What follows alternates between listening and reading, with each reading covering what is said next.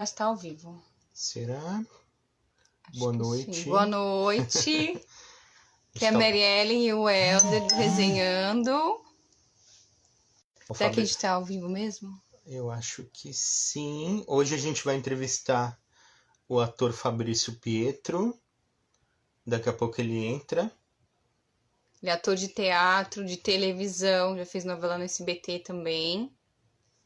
Então estamos ao vivo, aqui já tem o Reinaldo. Boa noite, Reinaldo. Fabrício entrou também. Aqui também. E agora pra chamar. Peraí. É aqui nessa carinha? Não. Nossa, a gente... É que falta experiência de fazer live. Né? Chegando na hora de filmar, a gente não tá muito... Agora vai. Boa noite!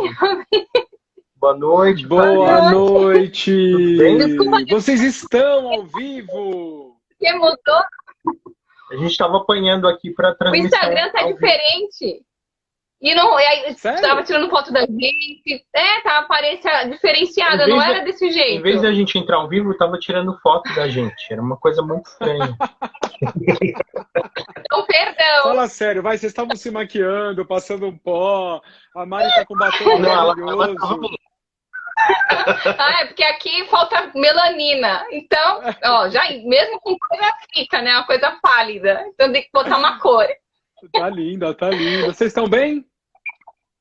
Tudo bem, graças a Deus, né? Nessa época assim horrorosa. Tirando a saudade de São Paulo.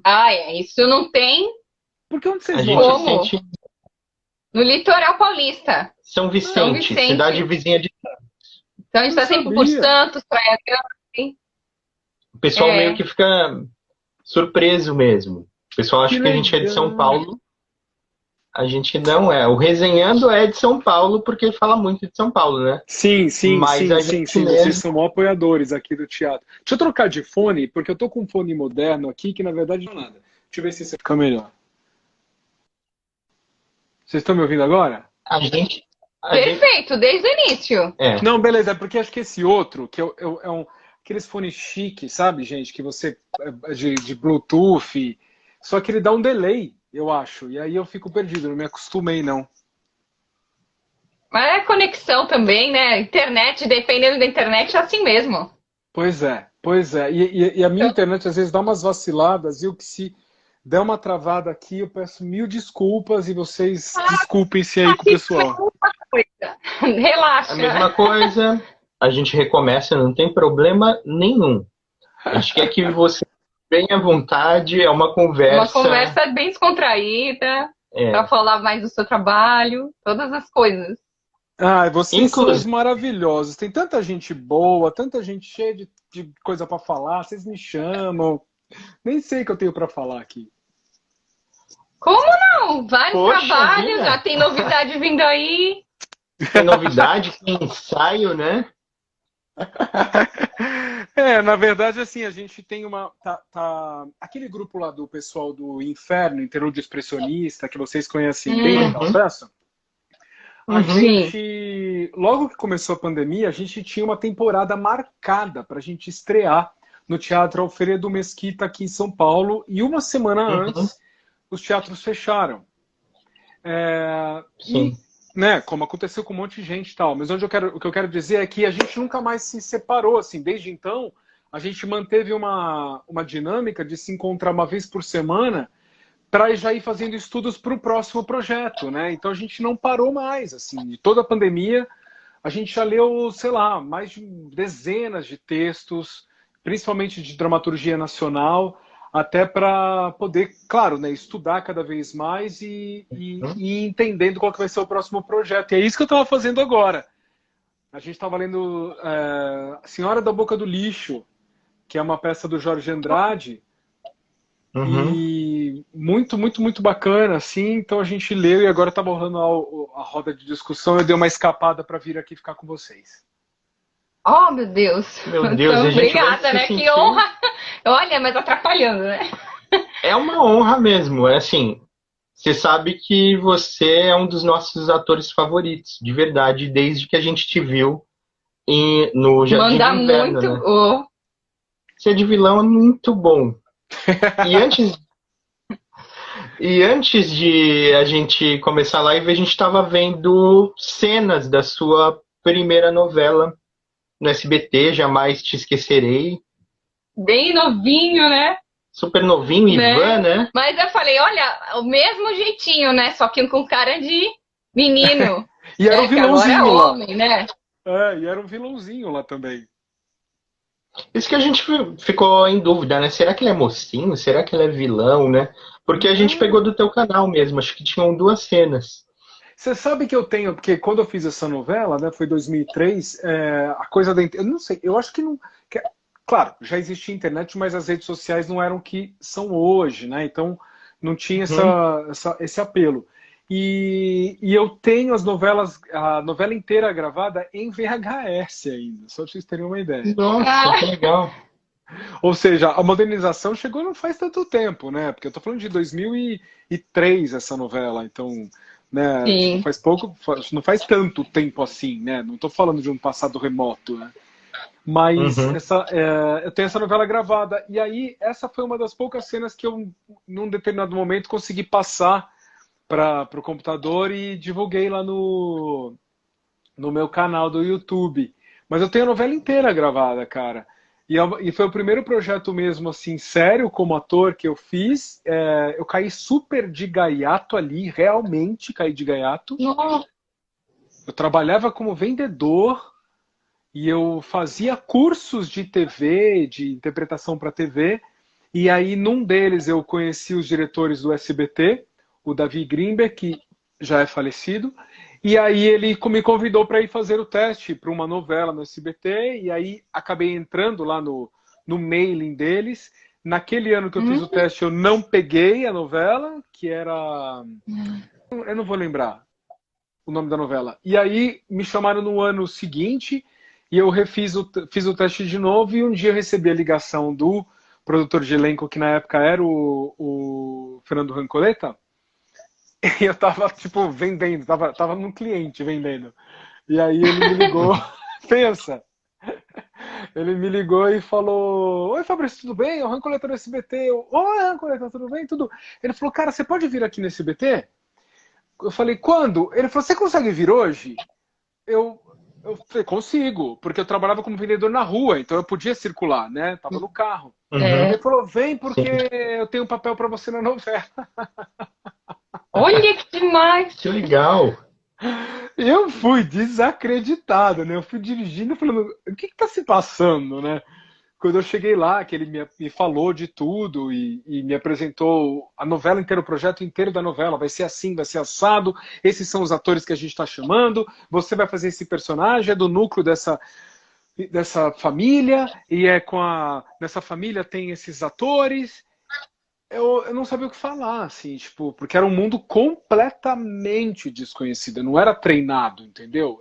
Eu não tinha assim, essa malícia. Aí ele me perguntou se eu tinha uma agente, aí eu liguei para Vivian Golombek, que na época eu trabalhava com ela na VGI, fazendo comerciais. Falei, Vivian, eu tô aqui no SBT e eu peguei uma novela. Ela, oi? Porque não foi ela que me mandou. Eu falei, eu falei, então, eu tô aqui, e fala com a Rancoleta. Peguei, entreguei para ela, falou, oi, Vivian, como é que tá? Então, o Fabrício pegou a novela. Ah, que bom! Nossa! Então você vai ser agente dele? E eu acho que ela também foi pegando de surpresa. Ela, sim, vou! E aí... Nossa, que legal. Não, cara, foi horrível. Ai, jura? Foi horrível. Mas como é que foi? Horrível. Porque uma coisa é você fazer o teste, né, cara? Que é um lugar mais seguro. Você vai, decora. É como se estivesse fazendo um exercício, né? Outra coisa é você lidar com a dinâmica da televisão, né? Que não tem ninguém pegando no teu braço. É a dinâmica da TV. Você chega lá, te entregar o texto, você decora o seu... Vai lá e faz. Os atores estão cada um fazendo uma coisa. As pessoas não estão ali falando, agora é a nossa cena. Porque o ator que faz a cena comigo faz a cena com outros atores também. Então ele não tá lá para ficar passando o texto comigo, sabe? Ainda mais eu, né? Que não era ninguém. E aí a gente fui lá, cara. Acho que a minha primeira cena foi na cidade tema, que era Atibaia, que eles usavam como cidade tema. Então, algumas externas eram gravadas lá, cenas de rua. O resto era cidade cenográfica. E aí eu tava lá com todos aqueles atores, sentado no trailer, assim, tava olhando para os atores que eu assistia na TV quando era criança, Mari. Quando era criança. Nossa, O Jonas Bloch do meu lado, a Tássia Camargo, o Danton Mello, a Bia Seidel, pessoas que eu assistia na TV, assim, né? E eu do lado deles, assim, não entendendo nada. E aí, mas tava gostando, não é possível. Ah, não, muito demais. daí eu lembro que o diretor pegou e começou a gritar, né? Assim, e eu não tô aumentando, foi exatamente assim, no microfone, porque era numa praça. Ivan, Ivan, Ivan! E eu lá no trailer, De né? Aí a Ana Paula Tabalipa, que era a protagonista dessa novela, ela foi lá e falou assim, o seu personagem não é o Ivan? Eu falei, sim. Ela falou, eles estão te chamando. Nossa! Aí eu levantei, saí, veio o assistente de direção, que era a Ana Maria Dias, que até hoje a gente se acompanha. Ela, você é o Ivan? Não, você é o Fabrício, vem! Então, ó, aí me chegou com o Sacha, que era o diretor, e falou, você começa aqui, aí você caminha, e quando você chegar aqui, tá? Daí você pega com a Micaela Góes, que era minha parceira, então você dá o texto aqui, tá? Então vamos lá, rodando. Eu falei, para com você, entendeu? O que tá acontecendo? Aí, rodando! Aí eu fui, parecia um Robocop, assim. Daí eu cheguei lá na frente dela e falei assim, porque eu não quero que mais você não olhe mais para ele. Aí, corta. Aí o diretor veio e falou, vamos lá. Olha, querido, vamos lá, calma, respira, né? Fala mais baixo, fala com suavidade, não precisa gritar. O personagem não tá nervoso, o personagem não quer matar ela, o personagem ama ela.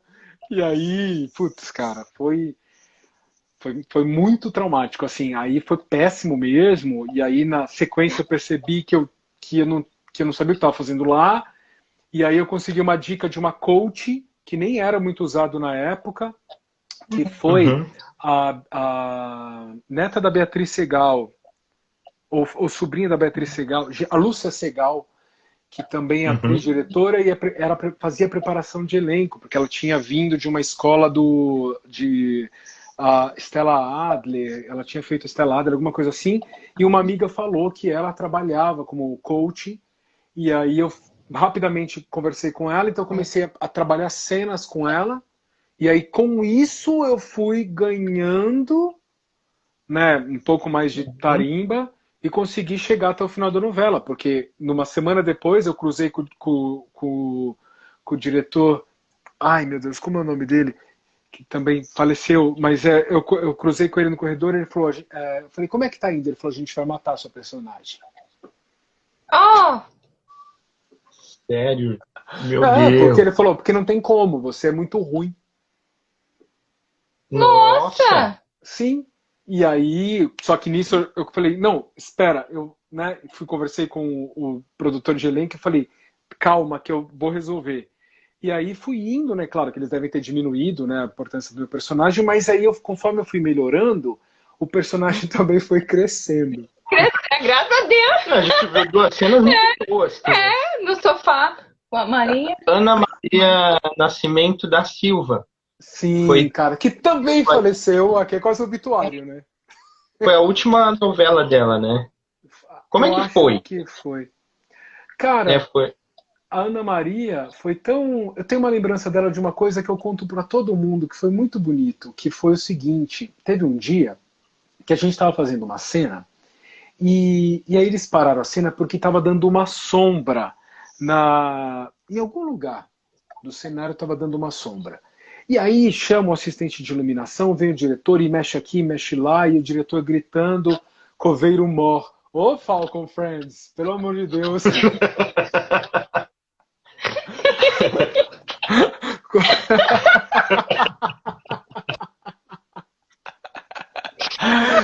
Porque o outro que eu falei era o Henrique Martins, que também era um diretor que eu também matei, né?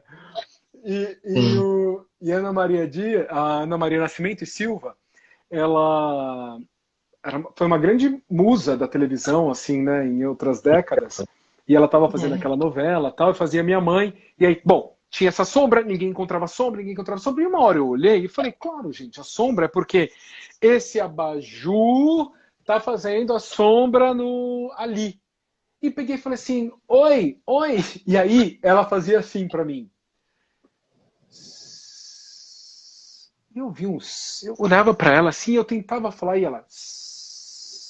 Eu olhei para ela, ela falou o seguinte, vou te ensinar uma coisa, jamais fale nada que não seja da sua alçada. Jamais.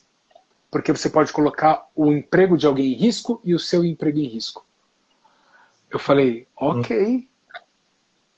E fiquei quieto. Então, porque é uma máquina, entendeu?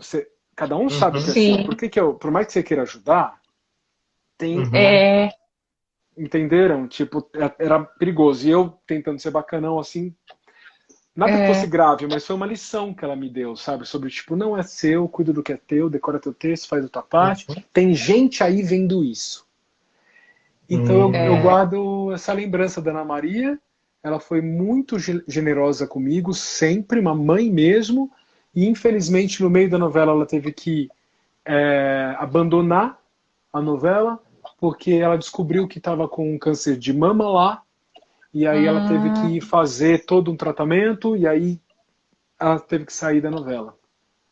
Nossa. Você tinha quantos anos nessa novela, Fabrício? Mais ou menos. Eu tinha 23. De 23 você acabou de fazer 41, não é isso? Sim.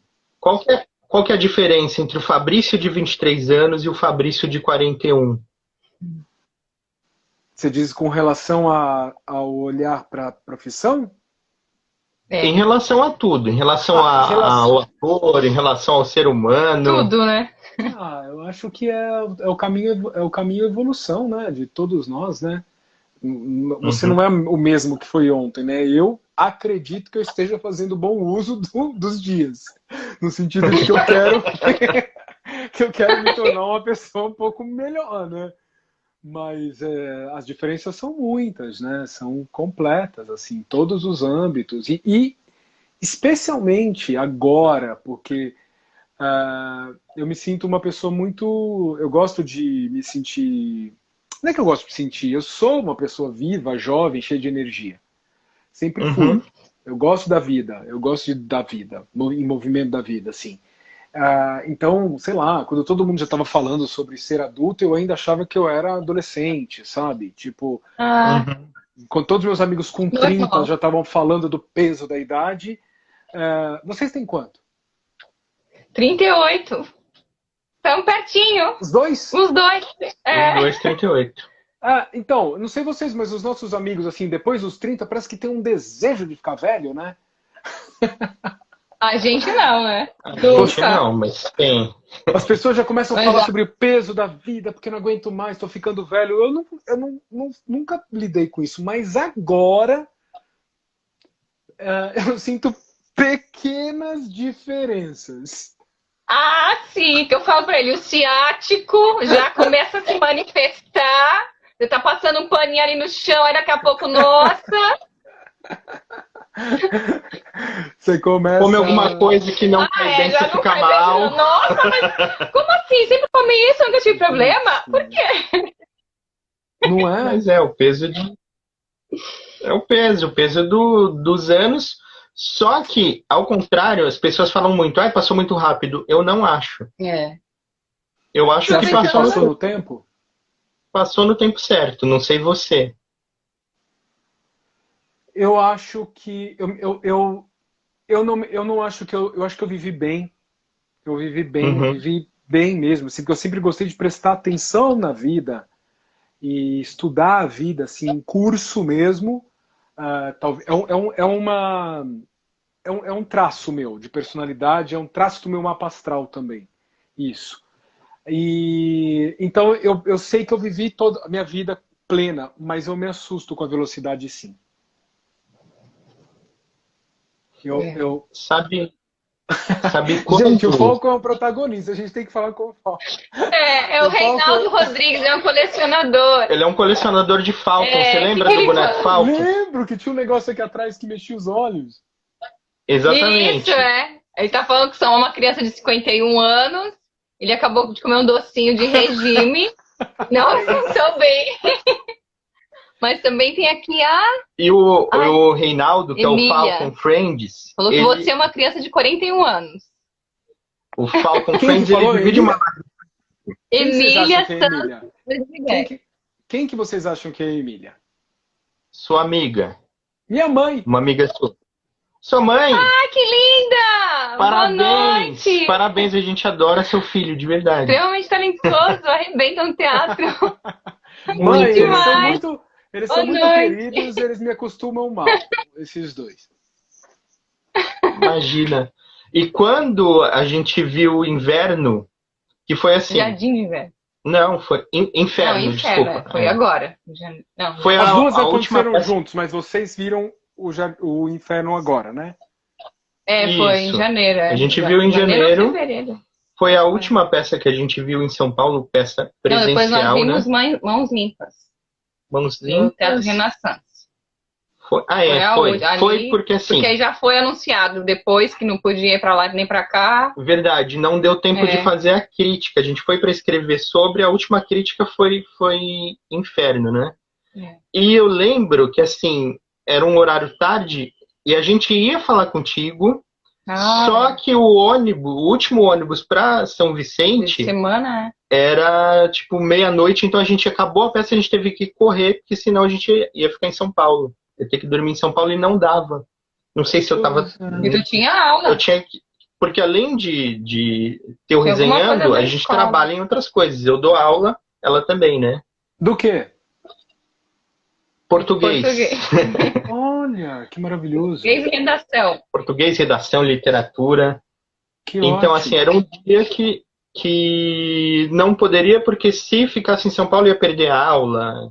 E aí é uma confusão para a escola, né? Falta um professor, aluno fica lá sem fazer nada, é complicado. Sim.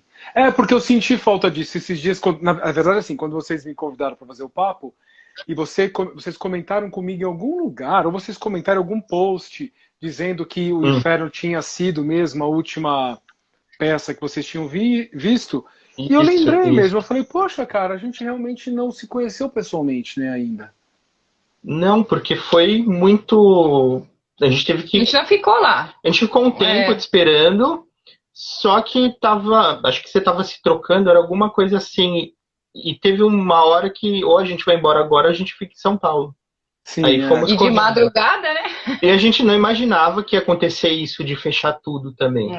Porque você estava prestes a estrear algumas outras coisas, né?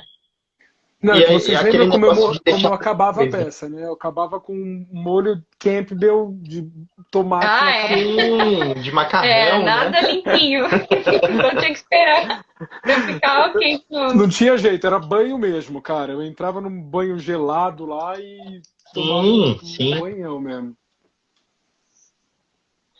E como é que foi essa parada de alguém que estava planejando tanto? Porque, assim, tinham algumas peças que estavam meio que previstas. Engatilhadas também. E você precisou parar também, como todo mundo. Sim. Como é que foi para uma pessoa tão criativa ficar... Envolvido em muitas coisas. Não, Helder, eu acho o seguinte, eu acho que nesse lugar, essa coisa quando ela pega todo mundo, né, eu acho que ela independe, né, do que você faz, de como é seu dia a dia. Ela foi um susto, né, para todos nós e ela colocou todos nós em xeque, colocou todos nós em desafio. Todos nós somos desafiados, né, em mil circunstâncias, desde aquele que ficou em casa, desde aquele que teve o privilégio de ficar em casa, ou aquele que não teve o privilégio, que teve que trabalhar, ou aquele que não estava nem aí, que achou que era uma gripe qualquer. Mas independente, mexeu com a cabeça de todo mundo, né? Eu fiquei muito... Eu aceitei, né, de um jeito que, tipo, ok, talvez seja bom que a gente passe por isso, no sentido de que se é uma coisa que não tem o que ser, não tem como você mudar na hora, eu prefiro olhar as coisas com olhos bons, né? Claro que envolve sofrimento, não me entendam mal, mas assim, não resta outra coisa, né? Aí, claro, tem mil maneiras de lidar com isso. Essa é a questão polêmica. Mas a questão da existência, né, da coisa, e da existência da possibilidade de ter que parar, a gente não teve como fugir, né? Foi frustrante. Eu estava construindo há alguns anos, desde que eu saí lá da Mix TV, da Mega TV, eu vinha construindo um caminho de retorno que eu tinha planejado para voltar para o teatro, que é um lugar que eu tinha deixado lá atrás, e que eu sei que o teatro paulistano, principalmente, é muito sério. Você não chega pela porta, você não entra pela janelinha, sabe? As pessoas que estão no teatro são muito persistentes. E as pessoas que ocupam o cenário são pessoas que dão a vida por isso mesmo e batalham muito, né? E eu sabia que eu tinha que batalhar muito para fazer um retorno bacana, sério. E eu vinha construindo isso. Então, o ano passado, 2019, foi um ano onde eu consegui entrar com algumas coisas. Esse ano, eu tinha a impressão de que era o ano que eu ia poder consolidar algumas coisas, né? E aí isso foi adiado, né? O que me gerou muita frustração, o que me gerou muita dor, me gerou muito desconforto emocional. Não foi fácil. Não só por isso, mas por tudo, né? Então, não foi fácil, então eu tive que, no meio do caminho, para não cair demais, eu tive que tentar me reinventar na vida, né? E outras escolhas. E até hoje está sendo assim, né? Porque a gente continua em casa, eu continuo em casa. Claro que eu tive a oportunidade de fazer alguns trabalhos que nem foram diretamente na área de ator, que me salvaram muito. Trabalhei como produtor de arte para a Krum Produtora. Estou fazendo um ensaio, continuo os ensaios com o Garoli, continuo fazendo trabalho de produção do Jardim de Inverno. Passei por ensaios com a Grande Obra, que é um projeto que possivelmente estrearia esse ano. Agora, no final do ano, surgiu o convite para fazer um filme, que é uma ideia do Lucas Amorim, que fazia Jardim de Inverno comigo, e ele escreveu um roteiro para o cinema, se juntou com um amigo dele, o Denis, que é do audiovisual, e eles criaram um filme chamado Vocacelli, que é um filme que a gente vai rodar em janeiro, e é um média-metragem, e é um filme de gangsters.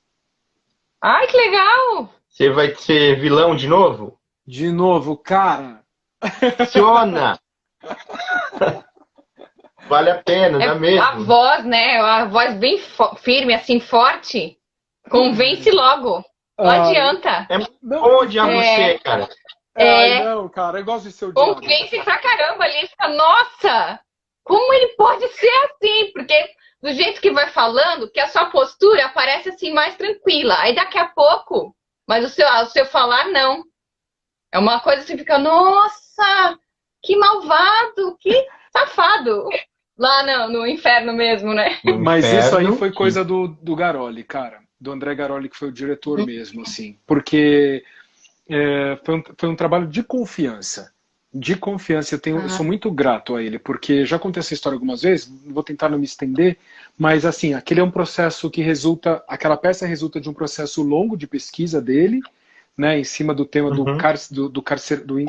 cárceres, e é legal que ele colocava cárcere, assim, que era o cárceres, de seres humanos encarcerados, em várias situações. Então, era na oficina Oswald de Andrade, a gente passou 9 meses ali trabalhando nesse assunto, e depois, quando a gente se debruçou sobre a peça, eu acabei experimentando essa personagem, porque ele pediu para todo mundo experimentar tudo, todas as personagens que quisessem. E aí, ele viu algo em mim que poderia ser interessante para o personagem, porque na descrição literal do personagem, ele é muito mais velho, ele é um senhor barrigudo, aquele senhor grotesco, sabe? Uhum. Né? Aquele cara escroto, assim.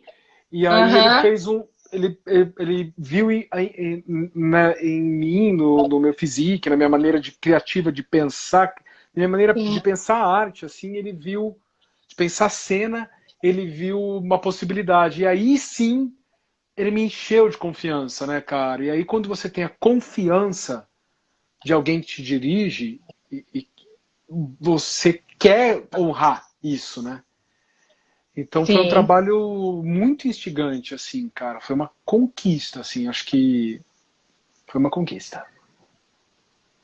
E assim, eram cenas muito pesadas, né? É forte. Como é que um ator, depois de fazer essas cenas tão pesadas, como é que faz para se livrar de um personagem, para voltar para casa mesmo, porque assim, Vira a página, né? a gente saiu arrebentado daquela peça. Você fica martelando aquilo tudo. Então imagina quem tá ali fazendo. Olha, amigo, eu vou te dizer, com toda a modéstia, assim, né? Talvez eu possa estar falando uma Uhum. besteira, tal, mas claro que a gente se envolve, né? Claro que tem dias que você se envolve mais, e geralmente nesses dias em que você erra mais também, nesses dias em que você toma mais puxão de orelha do diretor também, porque ele fala: o que você está fazendo, né? Porque, porque o ator, ele é um ator porque ele tem a técnica para ser ator, né? E a técnica é Uhum. exatamente Uhum. isso, é o distanciamento das coisas, né? Você sabe Muito chato, né? manipular as ferramentas, os símbolos, os sentidos, a linguagem para fazer com que vocês, né, Sim. deem Uhum. isso, Embarquem né? naquilo e acreditem. Né? E aí, se você vai sair transtornado ou não vai, é uma escolha sua, tem a ver com o seu momento de vida ali também, né? Não é Uhum. porque eu também quero te provocar isso. Eu quero contar a história Uhum. e é você quem vai se afetar da maneira do seu dia, né? Do seu encontro comigo lá. Então, eu volto Sim. para casa super bem, sabe? Volto feliz, volto pensando em cada cena que eu fiz e falo: poxa, cara, aquela hora eu comi um tempo, aquela hora, puta, sabe, podia ter sido. Eu fico nisso, nesse lugar. Agora, tem dias que você também quer um pouco se experimentar como. Que tem dias que a gente quer se confundir um pouco mais, sabe? Uhum. Aí você. Cara, e aí você demora um pouquinho mais, você fica um pouco mais abalado porque você se abre demais, né? O que não é muito bom no sentido de segurança para a peça também, né? Porque se deixar muito tomar, você perde a técnica e você fica preso em si mesmo, né? E o teatro é jogo, né? Não é só você em cena. Mas de vez em quando você Uhum. rouba um pouquinho para falar: como seria, sabe? Tipo, vou deixar as emoções se confundirem. Aí, não é, aí era ruinzinho, assim. Mas era raro, assim. Na maioria das vezes, acabou, você está mais preocupado em desfazer seu figurino e arrumar para o dia seguinte, e trocar ideia com os colegas, e ir lá receber, agradecer os amigos que foram assistir. Sim. Mas é muita energia que vocês recebem quando vocês estão com personagens assim tão fortes. Isso Porque assim, sim, energia não mente. Estou falando do público mesmo. Te muito interfere em você alguma coisa? interfere. Interfere, muita energia, tem plateias que modificam, porque é isso, o teatro, ele realmente, isso não é romantismo, no mau sentido da palavra. Isso é assim, o teatro, ele só vai acontecer quando vocês estiverem. Entende? É no nosso Uhum. encontro que a coisa acontece mesmo. É no meu encontro ator com o encontro plateia. Seja uma, duas, três, quatro, 10 pessoas. É nisso, porque esse é o sentido da coisa. Então, esses encontros, eles mudam, né? Porque o público muda, o dia muda. E as energias são diferentes. Tem dias que a energia é muito forte, sabe? Tem dias Uhum. que ela acontece assim, que ela te atravessa mesmo, sabe? Que na hora que você acaba, você fala: uau! Você acaba esgotado, cansado, esgotado, porque é muita coisa que rola ali mesmo. Vocês lembram que tem momentos nessa peça que eu consegui olhar para a plateia, né, e falar para a plateia. Eu tinha uma coisa mais brechtiana ali. Sim. E tinha olhares que me afetavam muito, tinha olhares que me abalavam, assim. Tinha olhares que estavam tão com raiva que olhavam assim, né? E eu fazia uma pergunta para a plateia, assim, que eu falava, né? Você acha que, né, você faria diferente? E aí tinha gente que olhava e fazia assim. Mas Lógico, né?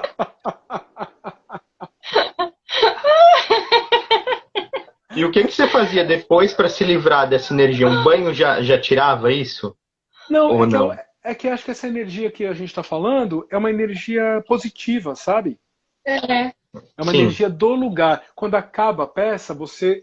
ela vai embora junto, entendeu? Ou ela fica lá, ou ela vai Sim. embora. O que é meu fica em mim, o que é seu tu leva com você, e o que é do teatro fica no teatro. O teatro guarda muita energia, sabe? A caixa teatral guarda muita energia.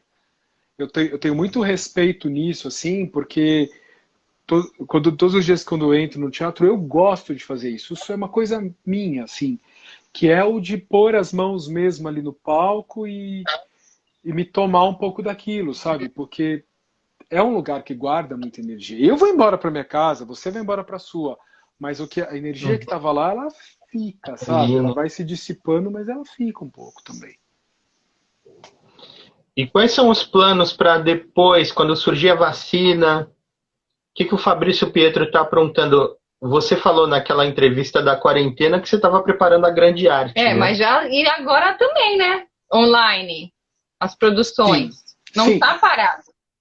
A gente tem o seguinte, com o pessoal da Triptal, que é o pessoal do Inferno, nós nos propusemos coisas lá dentro do edital Aldir Blanc. E nós quisemos propor atividades mesmo, sabe? Assim, então a gente propôs a volta do Inferno, a gente propôs a continuidade do estudo do Sede, do Eugênio O'Neill, que na quarentena a gente apresentou.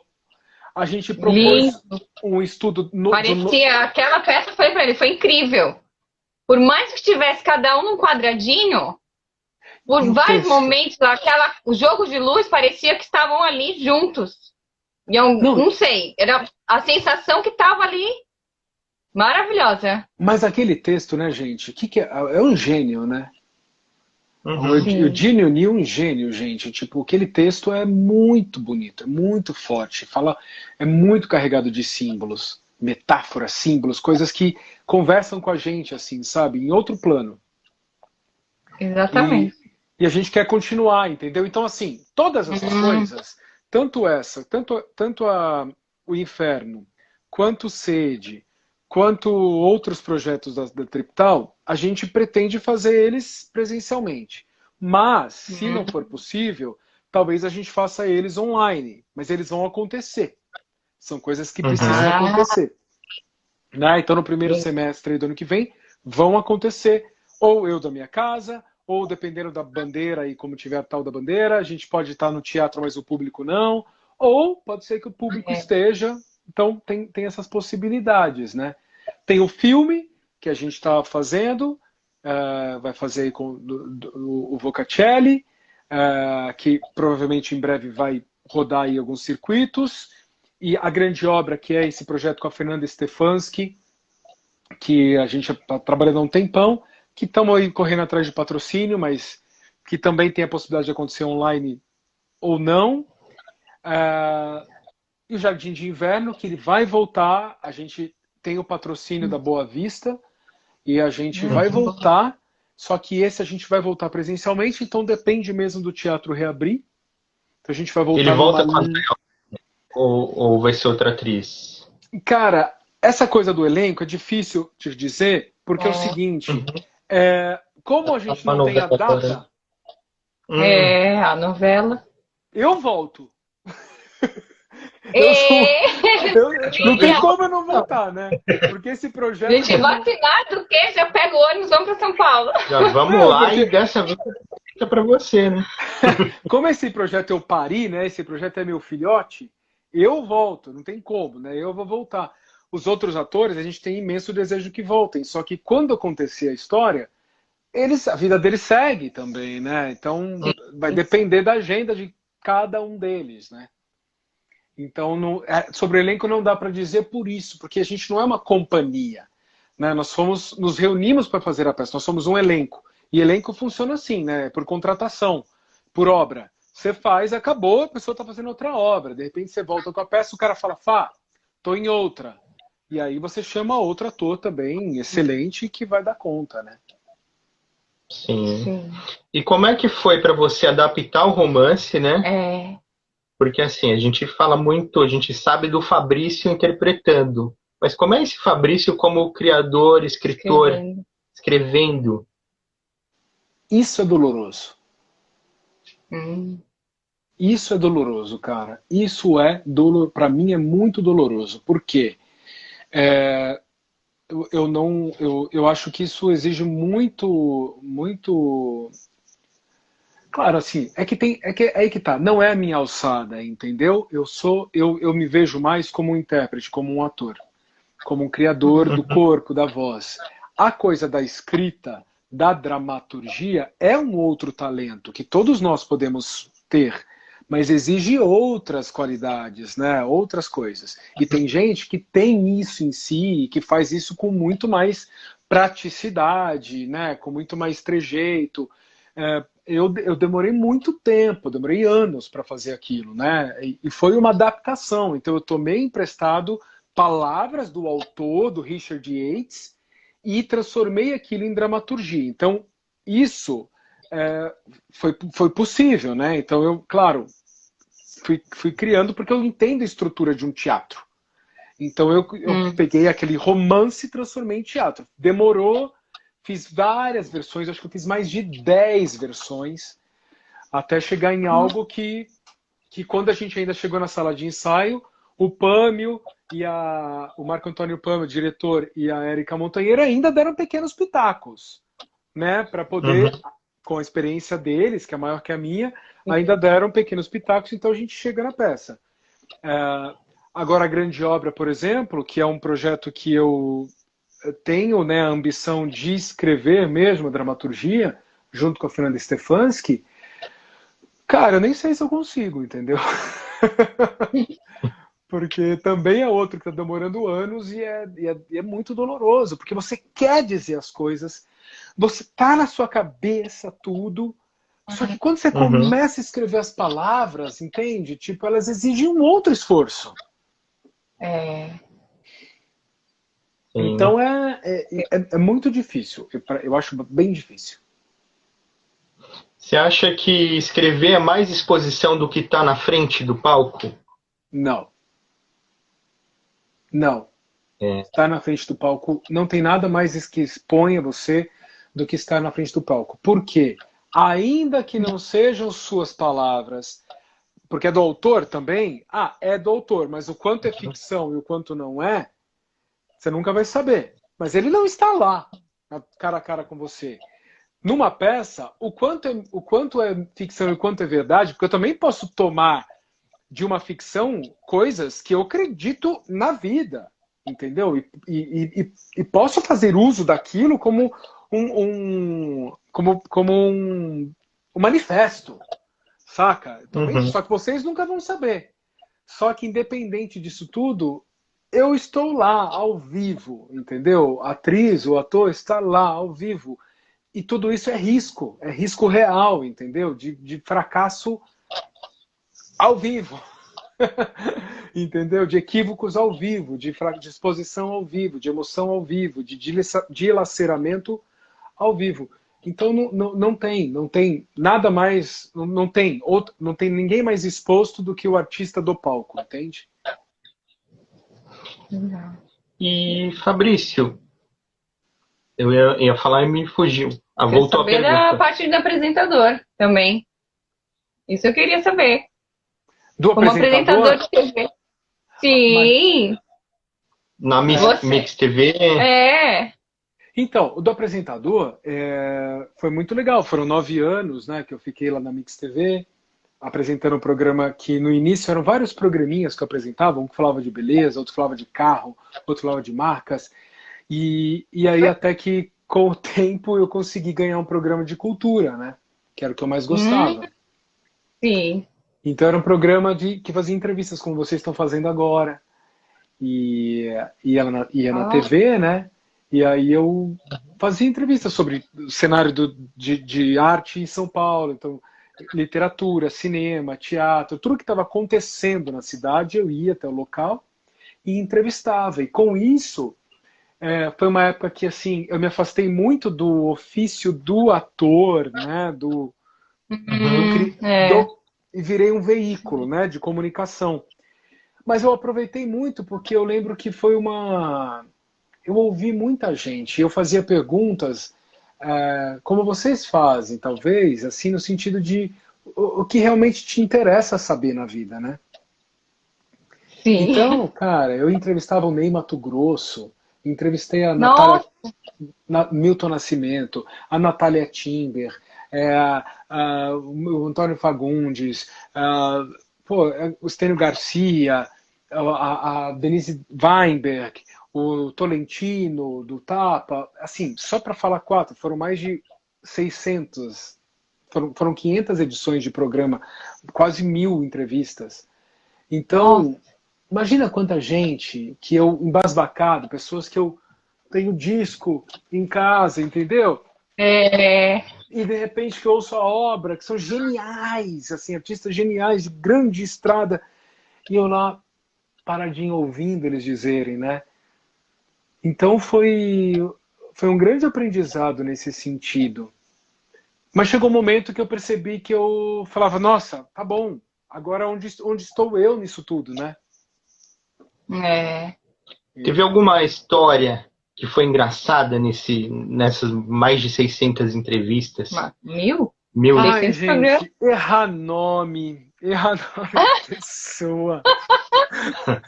Eu sou muito ruim de nome. Eu anotei o nome de vocês aqui, não porque eu não sei, mas é que meu cérebro vai pensando em outras coisas. Chega uma hora que dá um branco, daí eu olho pra cá. Entendeu? Tá aqui, ó, anotei o nome de vocês. Que absurdo isso, Fabrício. É um absurdo! Tinha hora que eu tava conversando, sei lá, cara, sabe? Tava lá entrevistando. São tantas pessoas, cara, que. De tantas. Tá vendo? Eu tenho tava entrevistando, sei lá, Cissa Guimarães, foi uma que eu entrevistei que deu super errado. Mas tava entrevistando a Cissa Guimarães, uma hora que eu tava conversando com ela, e eu esqueci o nome dela, entendeu? Porque eu tava tão envolvido na história. Daí eu falava, gente, como que é o nome dela mesmo? Ah, tá, Cissa Guimarães. Mas, por exemplo, da Cissa Guimarães foi uma mudança de certeza, expertise. Eu tinha uma equipe, né, de redação, tal, era uma equipe muito boa, tal. Só que todo mundo é fadado a falhas, né? E eles faziam para mim o estudo, né, da vida da personagem e algumas vezes me davam questionário. Na maioria das vezes, eu estudava o mesmo material que eles e revisava o questionário. Quando era muita confusão, muitas entrevistas, eu pegava só o questionário e ia lá. E aí, com a Cissa Guimarães, cara, eu não sei da onde que eles tiraram 2 perguntas que, assim, não tinha nada a ver. E era uma coletiva. Então eu ainda estava entrevistando ela na frente de outros veículos de comunicação. E eu fiz alguma pergunta que ela ficou muito brava. Ela ficou brava. Ela falou assim, de onde você tirou isso? Você não estuda? Foi alguma coisa tipo assim. Ela foi delicada mesmo. Assim, ela ficou brava com a razão dela, né? Mas, sei lá. E eu fiquei muito envergonhado aquele dia. Né? E não dá, cara. Não adianta você delegar o problema ao outro. Você não pode falar, o culpado foi... O culpado é você, que o seu trabalho estar ali, você tem que saber o que você está falando. Né? Então, a partir dali, eu comecei a eu mesmo escrever as perguntas. Porque aí sim eu sabia do que eu estava falando, né? Então, o Lobão foi outro que no meio da entrevista... Nossa, sei lá, virou a chave e ele ficou super grosseiro e aí eu comecei a discutir com ele também. Vixe Maria. Eu cheguei a entrevistar o Lobão uma vez em Santos, só que assim, era uma entrevista que ninguém foi, então eu fiquei 1 hora conversando com o Lobão, foi uma delícia. mas assim, em outro contexto, tudo. Mas Né? eu acho que também Foi numa... tinha a ver com inexperiência. Talvez tu tenha mais experiência que eu, do que eu tinha na época, porque eu tinha muita coisa assim que eu ia entrevistar essas figuronas, né, cara? Imagina. Você não chega lá para fazer qualquer pergunta, né? O cara tem uma história, né, de vida. Você não faz qualquer pergunta. E são pessoas que já estão cansadas de dar entrevista, né? Então, você faz com uma pergunta besta, a pessoa te responde com uma resposta besta. Então, talvez eu tenha chegado com alguma pergunta besta. Eu tive uma com o Gerald Thomas, que foi a pior entrevista da minha vida. O que aconteceu? Porque foi uma coisa muito rápida. Ele vinha apresentar uma peça no Sesc Santos. E assim, você quer entrevistar? Quero. Mas foi uma coisa de pegar ou largar. Eu não tinha lido absolutamente nada, caí de paraquedas. E ele ficou muito bravo comigo. Ele foi muito... Não tiro a razão dele, né? Também, mas ele foi muito áspero. E eu saí me sentindo tão mal daquilo. É normal. Isso acontece. Mas você sabe uma entrevista que eu tenho mais, é porque assim, é isso, cara. Eu tenho que olhar, eu tenho que abrir aqui, olhar tudo que foi para poder lembrar das coisas. Mas uma que eu sempre conto, assim, que eu não esqueço, foi a do Ney Matogrosso, que já fazia muito tempo que eu estava tentando entrevistar ele, por grande admiração mesmo. E o Ney estava rodando um filme da Helena Inês numa fazenda chamada Serrinha, que é uma fazenda que também é um polo de arte, que fica em Bragança Paulista. E aí a gente estava indo, e eles fazem um festival de inverno todo ano, que esse ano, infelizmente, foi online. E aí eu ia fazer uma matéria sobre o Festival Serrinha, e sabendo que o Ney Matogrosso estava lá também, rodando o filme. Então, falei o seguinte, cara, eu vou fazer a entrevista sobre o Serrinha, mas eu vou preparado para entrevistar Ney Matogrosso também. Então fui preparado, cara. Cheguei lá, fiz a entrevista e tal, e vi que estava impossível, porque ele estava no set de gravação e tal. Chegou um momento que a gente chegou perto da casa onde ele estava usando de locação para descanso, trocar figurino e tal. E eu cheguei perto assim da cozinha. Quando eu cheguei na cozinha, saiu o Dan Nakagawa, que é um ator também, que eu já conhecia, já tinha intimidade, que também estava no filme. E quando ele saiu na cozinha, o Dan falou assim, Fabrício, o que você está fazendo aqui? Aí eu falei, pô, Dan, que legal, tô fazendo uma matéria sobre o Serrinha. Ele, que legal. Não, minto. Ele falou assim, o que você tá fazendo aqui? Você veio entrevistar o Ney? Já sacou. Aí eu peguei e falei assim, imagina. Vim entrevistar o Ney. Aí... Cara de pau, hein? Aí ele pegou e falou assim, mas você já falou com ele? Eu falei, não consegui ainda. Ele falou, mas espera aí, então. E nisso surge, vou até levantar. E nisso surge Ney Matogrosso assim atrás dele. Aí ele pega e vira e fala, oi Ney, esse aqui é o Fabrício, meu amigo. Você vai dar entrevista pra ele? Aí o Ney Matogrosso pegou e falou assim, fez assim, ó. Ai. Aí eu falei, putz, cara. Daí ele pegou e falou assim, eu falei, eu gostaria. Daí ele falou assim, ok, aqui, agora. Aqui, ó, aqui, nessa cadeira, aqui é onde eu tô. Aqui, eu não vou sair daqui. Eu não vou pra lá onde é mais bonito. É aqui, agora. E tava uma luz horrorosa atrás, porque tava um céu estourado. E os câmeras falaram, mano, o que a gente vai fazer? Fecharam neles assim e tal. Meu, a imagem foi... Vamos lá. E assim, aqui agora, bicho, é sem ensaio, sem nada. É sem gel, entendeu? É sem gelzinho.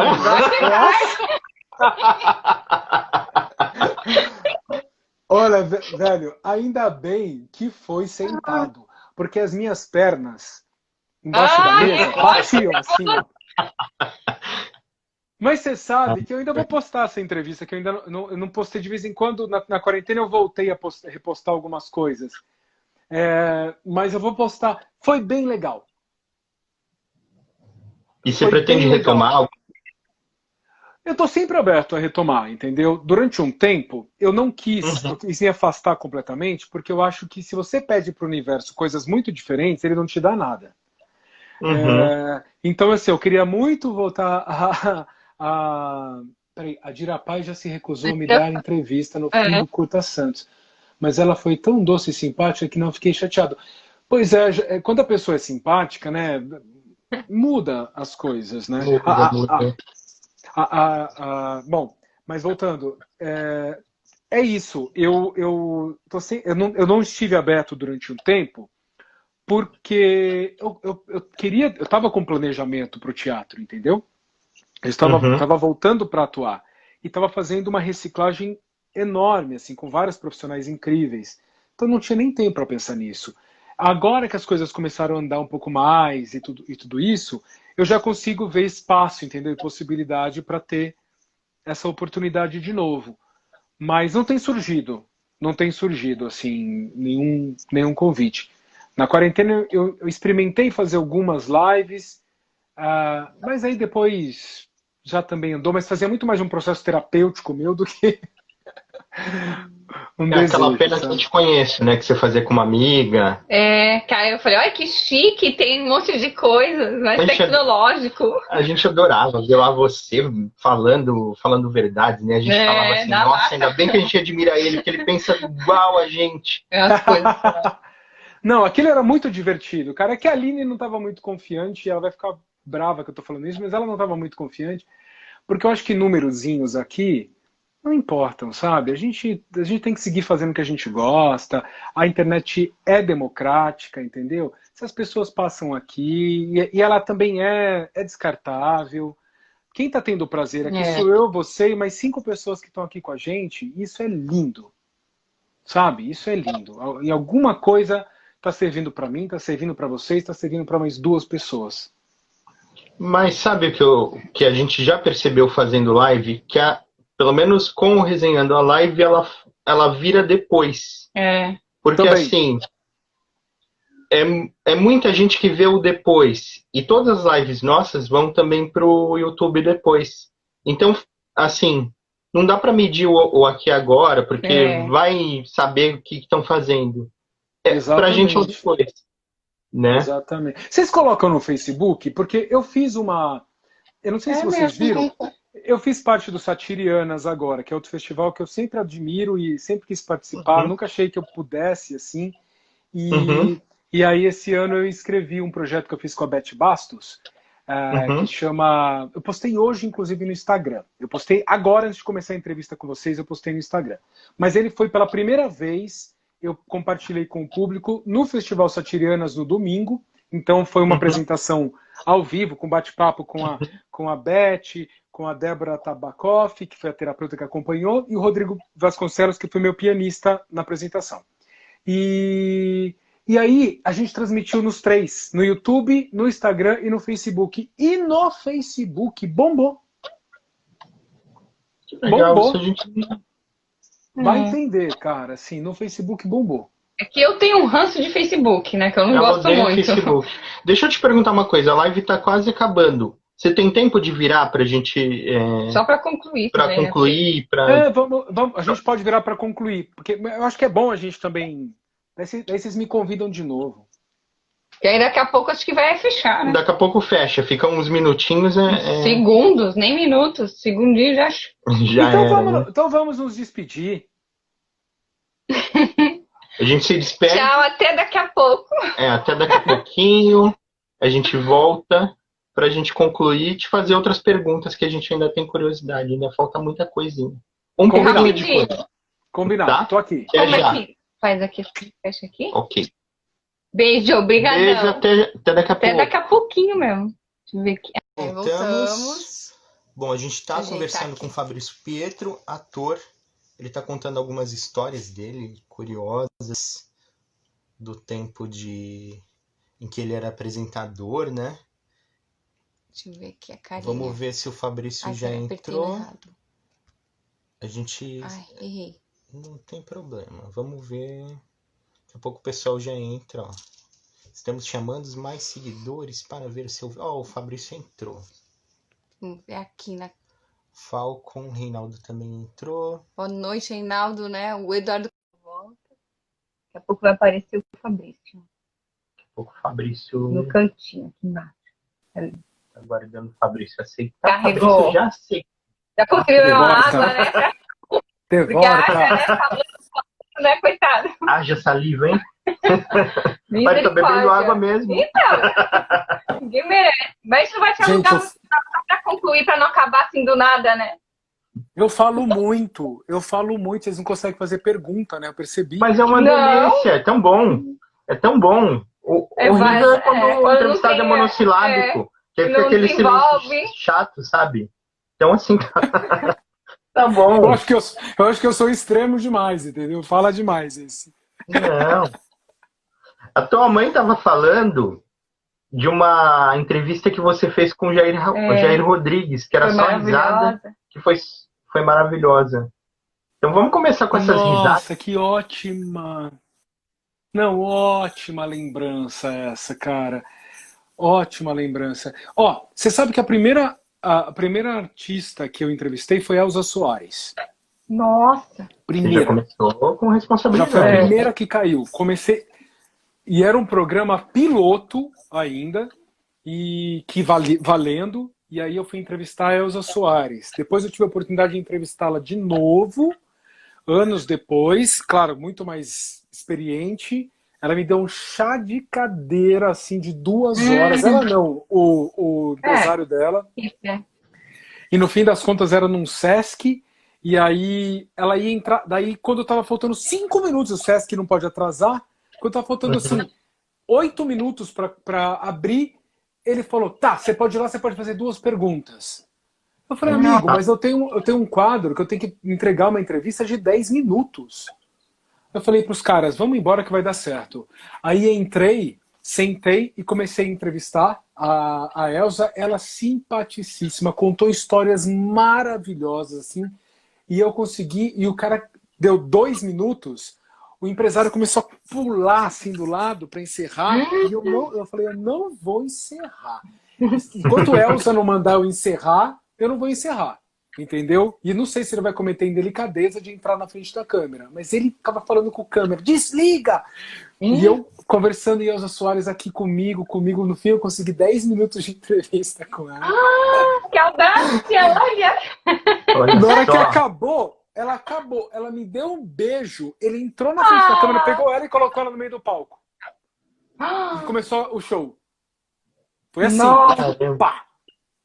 E o Jair Rodrigues, falando isso porque, assim, Elza Soares foi a primeira, mas o Jair Rodrigues foi um dos primeiros, assim, grandes figuras, né, que eu entrevistei. Gente, olha, eu não sei, não é possível que alguém consiga fingir alegria. Porque aquilo era muito genuíno, assim. Que pessoa alegre, assim. Ele entrava, mas ele, assim, do estacionamento até a hora de ir embora, ele trazia, assim, uma enxurrada de alegria, sabe? Com os câmeras, com as moças que ficaram sabendo que ele estava lá no prédio da TV e que trabalhavam na faxina, que queriam, né, o carinho dele, com todo mundo, comigo em cena, dançou. Eu não fiz nada, eu só ria, porque ele fazia, ele levava a entrevista. E uma pessoa, assim, extremamente divertida, assim, sabe, alegre, contava as coisas, dava risada. Esse foi realmente uma entrevista, boa lembrança, mãe, porque esse foi uma das grandes figuras. Eu lembrei de outro também, o Hermeto Pascoal. O Hermeto Pascoal, eu fiz entrevista com ele, e aí quando chegou no final da entrevista, ele pegou e falou assim: você já viu uma coisa na TV? Aí eu falei assim: não. Ele falou: então conta até 3. Aí eu peguei e fiz assim: 1, 2, 3. Meu, ele pegou e me deu um beijo na boca, ele pegou no colo, assim, me virou. Meu Deus! Sabe quando você põe a mão assim, ó? Ele pegou e falou assim, eu falei: 1, 2, 3, ele me pegou assim, me virou e me deu um beijo assim, eu falei: caraca, bicho. Doido! Você já pode dizer que foi beijado pelo Hermeto Pascoal, olha só. Hermeto Pascoal, bicho. Ana Carolina também me beijou. Também, assim, num selinho que eu não... Mas era, né, típico dela, eu acho.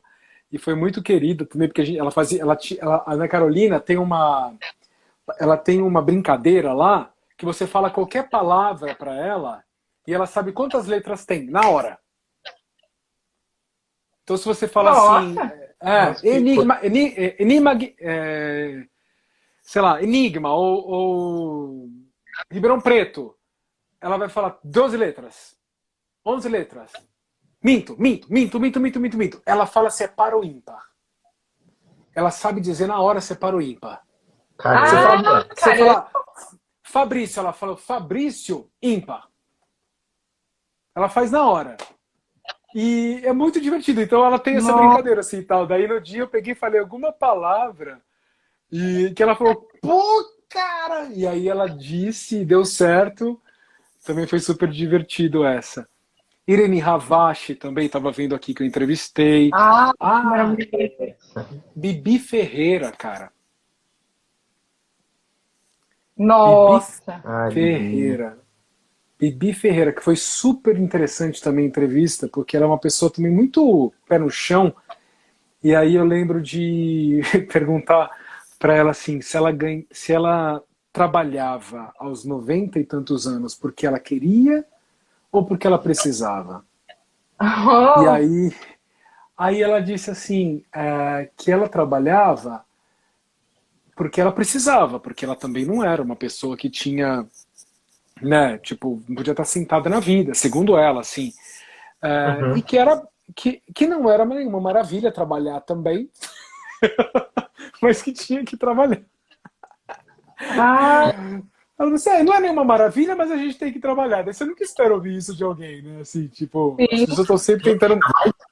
Sincera, assim, né? E um nome grande da arte, né, também. E falava que ela falou pra mim que ela, antes de entrar em cena, eu falei, como é que você se prepara com a voz? Ela falou, com a voz não tem coisa melhor. Eu como 2 pães de queijo e tomo um copão desses aqui de Coca-Cola. Nossa! Outra coisa também que vai imaginar. Eu falei, nossa, cara, Fafá de Belém. Gente, de verdade, assim, é real, é muita gente, assim, é tanta gente que eu fico confuso. Tem que entrar lá no YouTube, eu tenho um canal lá que é de entrevistas e a maioria tá lá, porque teve uma época que eu fazia as entrevistas que ainda era em fita cassete, né? Digo assim, você gravava em beta, e aí depois ia pro ar tal, mas a gente não tinha ainda rede social, assim, exatamente como é hoje. Então tem muita entrevista que eu tenho gravado em DVD. Isso eu tenho, porque eu teria que um dia pegar, se eles ainda estão funcionando, e passar. Aí sim. Você ficou durante muitos anos como entrevistador, né? Como é que foi virar o lado e passar de entrevistador para entrevistado? Um horror!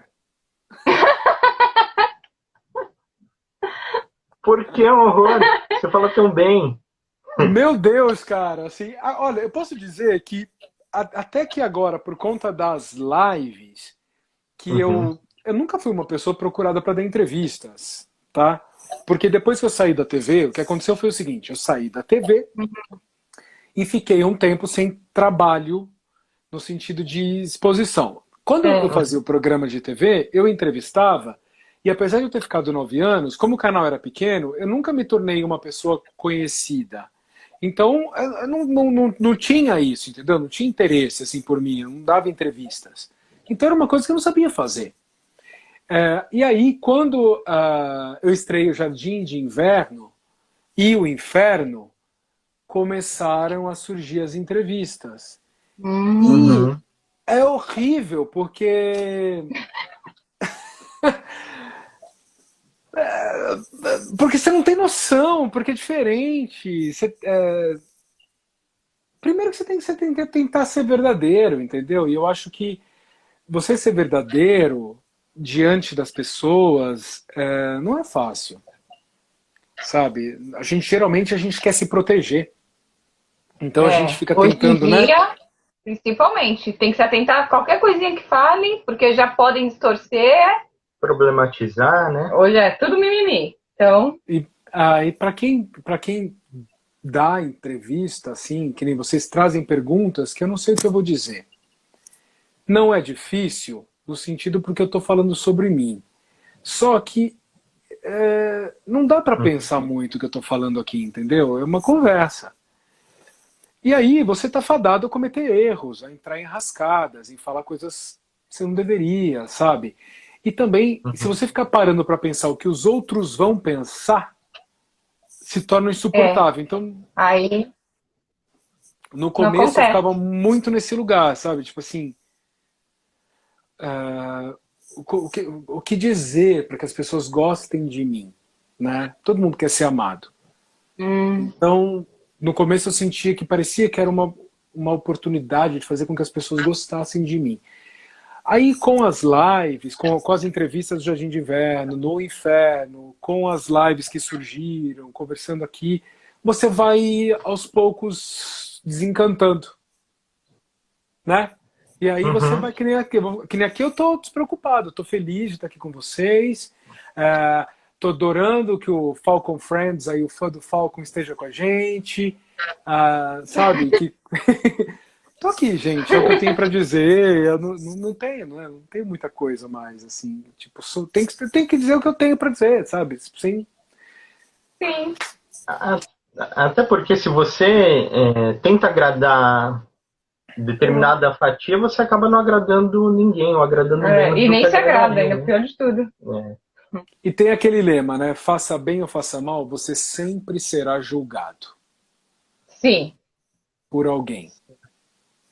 Faça bem ou faça mal, você sempre será julgado por alguém. De um lado ou de outro, sabe? Então, isso é parte da vida. Vocês sabem que eu sou síndico? Vocês sabiam que eu sou síndico? Não, nem imaginei. Não, mas é que acho que alguma live você chegou a comentar. Chama o Que era síndico, síndico? Tim Maia. Não foi alguma post. Peraí, eu li em algum lugar, tô lembrando. Alguma coisa que você chegou a comentar. Alguma coisa de síndico, sim. Não sei se foi em algum story. E é o que provoca mais surpresa nas pessoas. Porque eu posso contar que duas coisas provocam surpresa nas pessoas. Ar de espanto. Uma, quando eu falo que eu sou de escorpião, porque é um estigma. Meu irmão é escorpião. Você fala que é de escorpião, as pessoas torcem o nariz, né? Você fala, sou de escorpião, elas fazem assim. Ou elas fazem assim.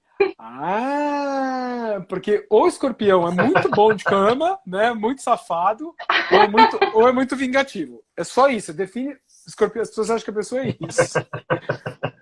E quando eu falo que eu sou síndico, que elas falam, não acredito, você é louco, né? Tipo, você vai ser síndico. Eu tô dizendo isso porque é isso, que nem... Cara, eu sou síndico de do prédio que eu moro. Eu tenho todas as boas intenções aqui, entendeu? Mas, bicho, você pode querer fazer a melhor coisa, pensando em melhor coisa. Então, você sempre vai ser julgado, o tempo inteiro condenado, sempre as pessoas vão achar que você tá querendo fazer alguma coisa pro seu interesse, sabe? Que você fez errado, que você poderia ter feito outra escolha. É do ser humano isso, entendeu? Então é um aprendizado mesmo, sabe? Você vai ser julgado de qualquer jeito, bicho. Sabe? Tente não fazer mal a ninguém, haja com a sua verdade, com a sua honestidade e tente contribuir com o mundo com belezas, com poesia, sabe? Agora, que você vai fracassar, que você vai errar, isso é certo. Em algum momento isso vai acontecer. Ainda mais um escorpiano, que eu sou, pela resenha rápida, que é ascendente em Áries, né, também. Pior as coisas, Elvio? Também não sei. Eu acho que sim. Quem sabe aí? Não tem ninguém que sabe sobre escorpião com Áries e Lua em Sagitário? Pode escrever aí, se me souber alguma coisa. O Eduardo Caetano sabe, ó. Será? Ele falou, imagina um político. Então ele sabe de alguma coisa. Ele sabe de alguma coisa. Jamais agradaremos a Jamais todos. agradaremos a todos. Essa aí é Mas uma coisa que eu fiquei curiosa, já pela tua experiência, tudo, não pensou em seguir ser youtuber? Já que tem mais o conhecimento para tentar? Ou nunca nem cogitou? Porque a gente também nunca gostamos de YouTube. A gente aparecer... A gente detesta, mas de verdade. A gente tá escrever, fazendo... ok. Agora a gente... O que eu tenho que falar assim, aparecer a minha cara? Eu não sou modelo, eu não sou nada, nem tamanho eu tenho.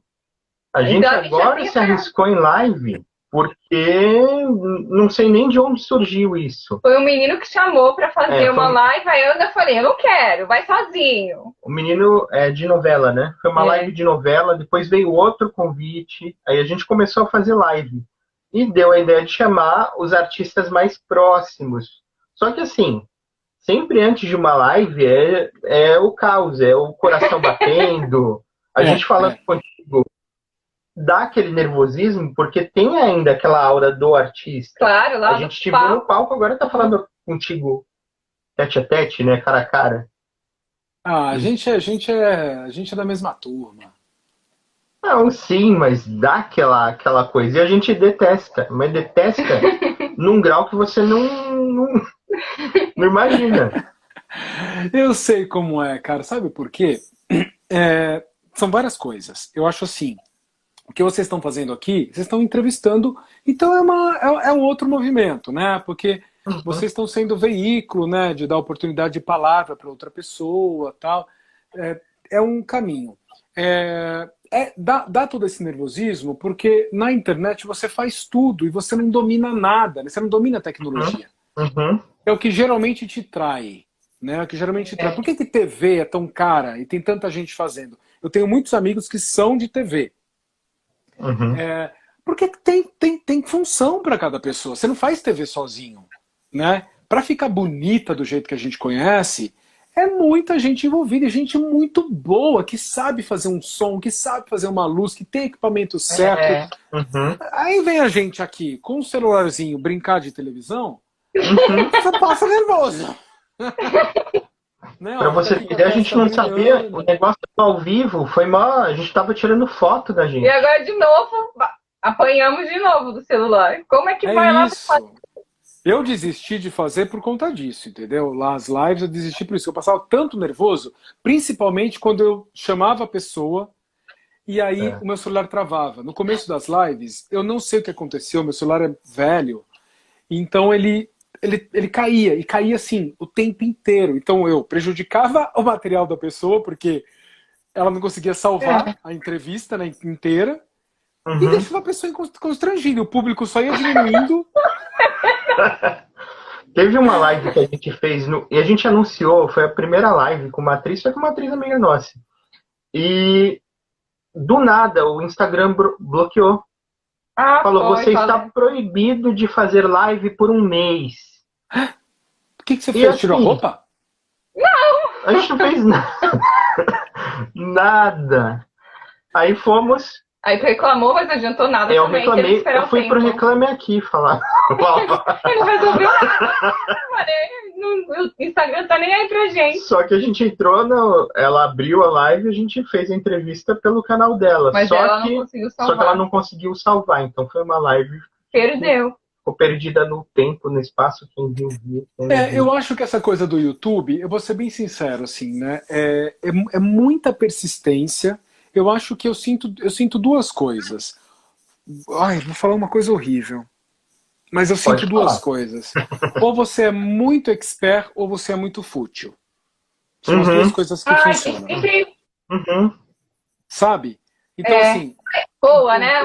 O Drauzio Varela vai ter um canal no YouTube porque ele entendeu? Ele é especialista naquilo, então é incrível tudo que ele fala, sabe? É um gênio, pá. Ou a pessoa que vai lá e fica fazendo besteira, falando besteira, falando bobagem, que é um monte, que pega um monte de adolescente, e adolescente é o universo deles, então estoura. Eu não tenho linguagem para adolescente. A gente... Eu não falo coisas para adolescente. Às vezes tem alguns portais que escrevem igual a MTV, aí você fica, nossa, mas não aprendi, eu estudei anos, fiz 4 anos de jornalismo em nenhum momento. Você não pode se colocar no texto, só que aí que tá, também a mudança, né, que a gente, até às vezes o jornalismo da Rede Globo mesmo, você fica, olha, no Jornal Nacional tem uma matéria que o cara tá se colocando. Aí você fica, e aí? Não, uma coisa horrorosa. Você fica, e agora a gente tem que mudar também, porque a gente não... Exato. Quando eu digo horroroso, o que eu vou dizer, não é nem julgando, nem julgando, é assim, É que eu não sou capaz de fazer isso, entendeu? Eu adoraria poder conseguir. De alguma maneira a gente tiraria uma vantagem disso, o mundo hoje caminha para isso. Talvez eu conseguisse, sei lá, talvez eu ficasse mais rico, ou talvez eu ficasse, o meu ego ficasse mais confortado, qualquer coisa. Mas assim, eu sinto isso, entendeu? Porque eu não sou nem especialista em nada. Na coisa que eu mais gosto de fazer, a linguagem é no tete-a-tete, e também não consigo, cara, assim, já tentei. Aquele Pena que eu te conheço, acho que foi o mais próximo que eu consegui chegar, mas eu e a Aline, depois a gente entrava num papo filosófico, as pessoas ficavam assim, hoje eu não ri tanto. Fotos, eu falava, nossa, Tava tem tão que legal. refletir. Mas a gente recebia, sabe o que, mensagem? Hoje eu não ri, hoje não foi legal, porque eu não ri tanto. Mas na pelo amor comédia, de pra mim, Deus. não é assim, né? Não, era lindo aquilo. Porque o que as pessoas querem, assim, eu digo quando a gente fala de YouTube, né, para uma coisa se sustentar. Eu posso ter o YouTube, você pode, todo mundo pode, é democrático. Você vai lá, faz, você vai ter 3 pessoas te assistindo, tá tudo certo. Mas essa coisa do YouTuber e tal, é um business, né, cara? E é um negócio incansável, assim. Você vê as pessoas o dia inteiro. Eu não consegui encontrar esse tempo na minha vida ainda. Tem que alimentar. Mas a impressão que passa é que as pessoas ficam, isso em live, em YouTube mesmo, aquela coisa de entretenha-me. Isso eu sinto muito como professor também. Você tem que entreter como se você fosse um youtuber para ficar fazendo rir, fazendo gracinha, para distrair. E não é, né? Não, e se você não tem talento para fazer isso, você não vai fazer, né? Eu não tenho talento para fazer isso. Então, se eu tentar, eu vou pagar igual um mico. Às vezes que eu tentei... Não, e às vezes que eu tentei... Sabe quando você tenta e você é todo corajoso? Às vezes quando eu começo a postar um monte de coisa na internet, tem fases. Eu viro um super blogueirinho, youtuber, sei lá, instagramer. Eu vou e posto, e converso, e venho, gravo minhas mensagens, falo com as pessoas, e posto fotos. Vou uma semana assim, cara. Vocês percebem, vocês sabem quando isso acontece. Vocês veem. Eu vou lá, nossa, olha o Fabrício, posto. De repente, cara, eu começo a sentir vergonha de mim mesmo. Eu começo a sentir vergonha. Não tem porquê, mas eu sinto, entendeu? Eu sinto de mim. E aí eu começo a sentir vergonha e começo a tentar arrumar aquilo. E aí o bolo vai ficando, sabe? O bolo da internet vai ficando... Aí eu saio. Aí é melhor. Subo um pouco, espero as pessoas me esquecerem. Tem uma história muito engraçada na tua resenha rápida, que eu vou falar, vou tomar a liberdade de falar aqui, que foi o seguinte, e a gente riu muito aqui em casa, que você mandou umas fotos, e você mandou uma foto sem blusa e uma foto mais... Lembra da foto que você mandou? Lembro. Nude artístico. Não é nude, né? Tá ali, não tá mostrando nada. E eu né? peguei... Efetivamente. Tomou um susto. Não, a gente ficou definindo qual que vai botar pra chamar atenção, o destaque. Ela falou da blusa, falou, põe essa. Eu falei, não, vou botar outra que vai arrebentar a boca do balão, essa foto, né? E arrebentou mesmo, chamou a atenção aquela foto lá. E o Instagram derrubou. O Instagram derrubou. Derrubou tudo, foi mesmo. O Instagram derrubou. Só que depois do Instagram derrubar, veio uma mensagem tua. Helder, por favor. O que eu fiz? Não, fala, não lembro. Troca essa foto. O que foi? Para de rir, criatura, me conta. Você pediu pra trocar a foto de destaque. Não sei, eu acho que você pra inverter. Foi isso. Família. Acho que era isso, pra você passar pra família. Mas a gente riu tanto. Eu tava certa. E deu uma... Viu? Você tinha que ter feito o que eu falei. Mas eu falei, não, essa foto aqui vai chamar atenção. E bombou aquela tua entrevista. Mesmo. Mas o Instagram derrubou. Foram 2 posts, 2 vezes eu postei. Pô, cara, olha, mas eu vou te dizer, o Instagram, ele é muito preconceituoso comigo. Porque é o seguinte, cara, olha, existe um mau gosto que impera também na internet, né, do culto à bunda, que eu adoro, né, a bunda é uma coisa maravilhosa, a bunda é linda, mas assim... Tem um mau gosto num trato da bunda, às vezes, assim, que você não consegue nem achar bonita, né? E tá lá, a gente vê.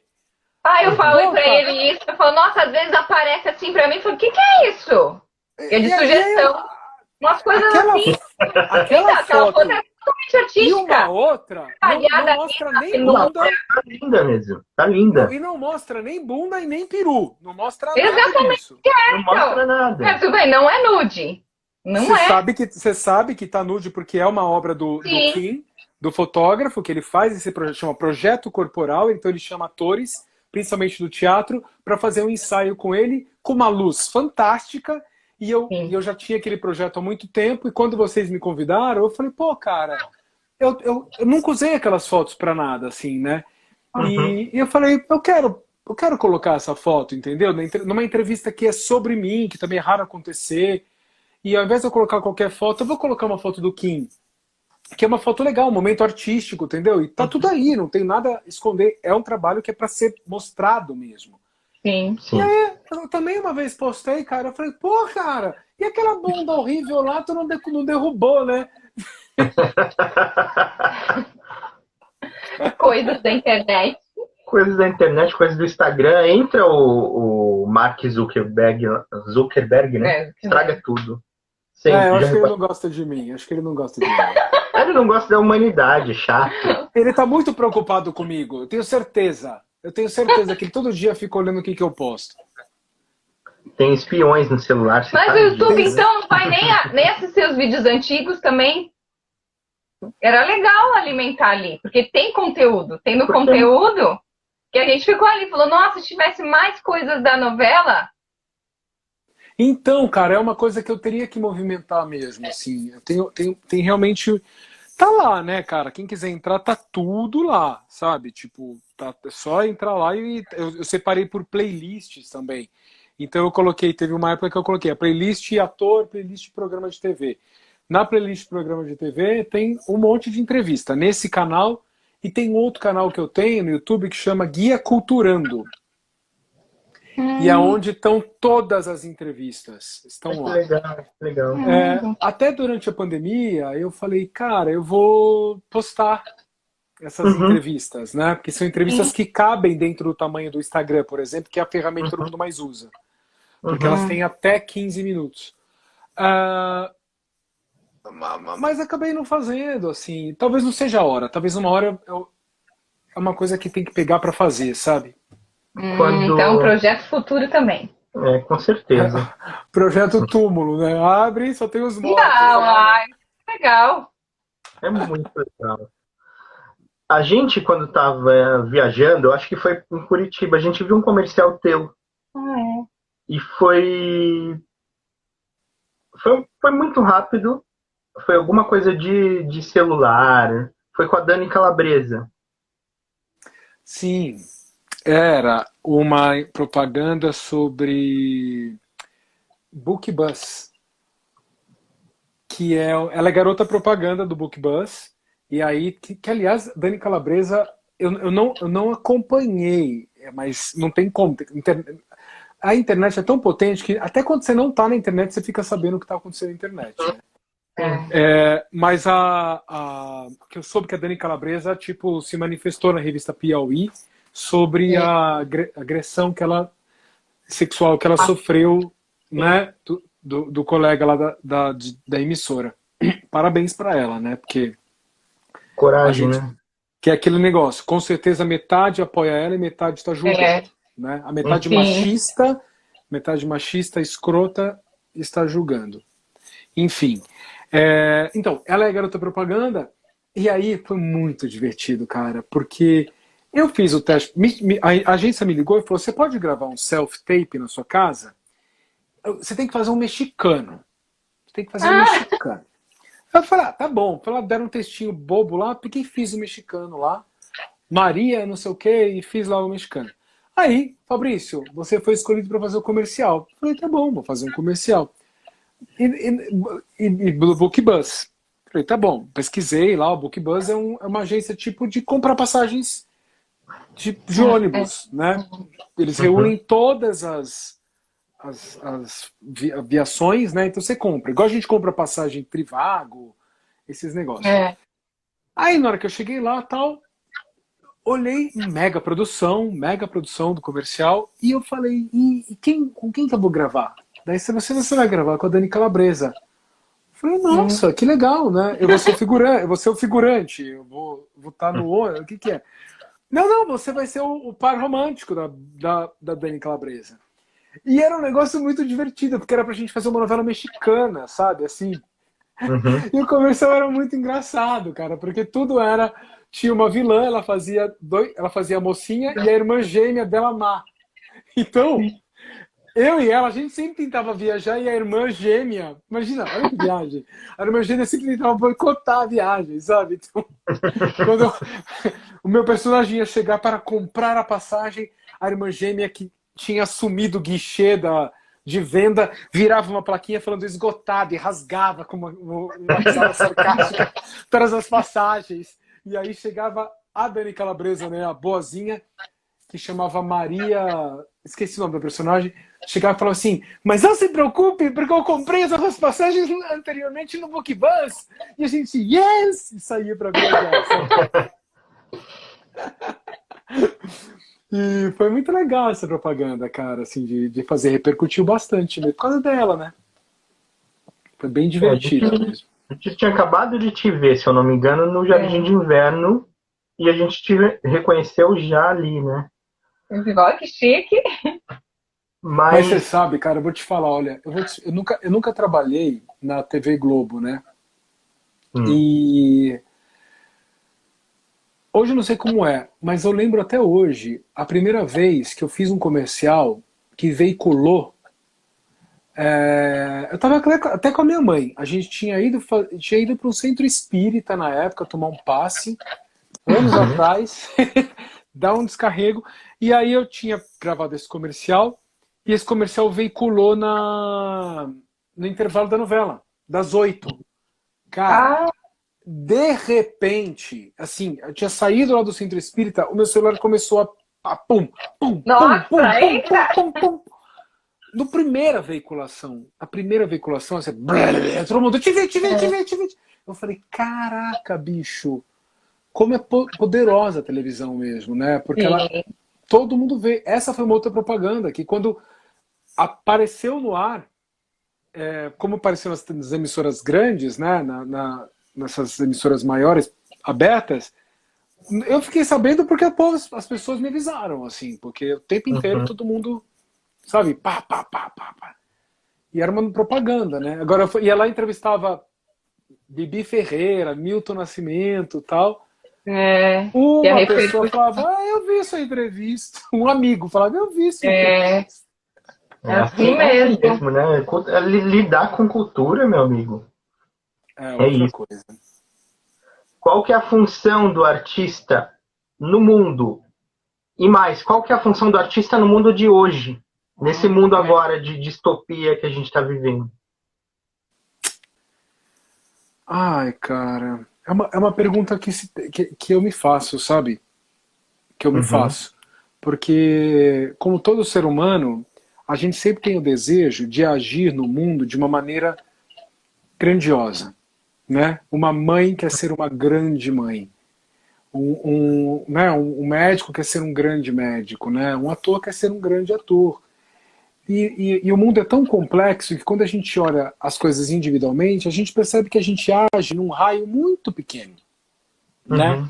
Muito pequeno. Porque a vida no cotidiano de todo mundo é muito mais urgente. Né? A máquina do mundo, ela é muito mais forte, né? Ela é muito maior. Então, quando eu me faço essa pergunta, né? Qual que é a função do ator no mundo? Não tem.